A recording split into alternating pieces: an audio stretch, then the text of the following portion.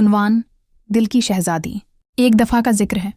बहुत दौर एक खूबसूरत रियासत थी जिसका नाम गलिस्तान था। इस रियासत की शहजादी का नाम जारिया था। जारिया न सिर्फ बेहद खूबसूरत थी बल्कि उसका दिल भी बहुत नरम और मोहब्बत भरा था। उसकी सबसे बड़ी ख्वाहिश थी कि वो अपनी माँ की तरह अपनी रियासत को खुशहाल और प्रसकून बनाए। जारिया की माँ रानी सफिया बहुत बीमार थीं।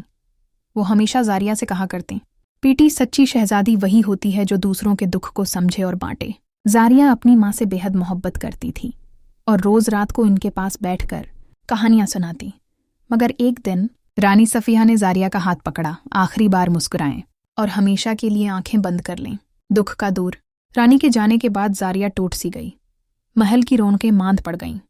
बादशाह हिजलान, जारिया के वालिद भी गम में डूब गए।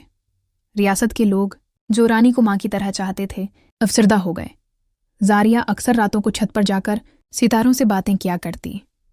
वो आसमान की तरफ देखकर कहती, माँ आपने कहा था कि सच्ची शहजादी दूसरों के दुख को समझे, मगर मेरा दुख कौन समझेगा।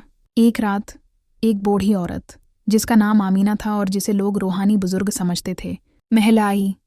आमीना ने जारिया से कहा, शहजादी तुम्हारे आंसू तुम्हारी माँ तक पहुँच रहे हैं, लेकिन याद रखो दुख को बांटने से वो कम होता है।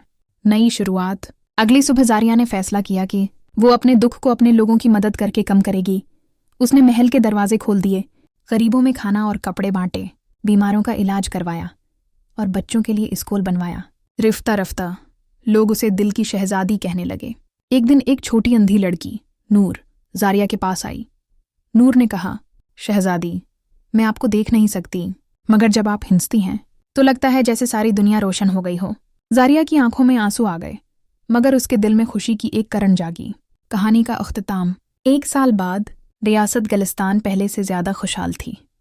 जारिया ने न सिर्फ अपनी माँ का ख्वाब पूरा किया बल्कि लोगों के दिल भी जीत लिए।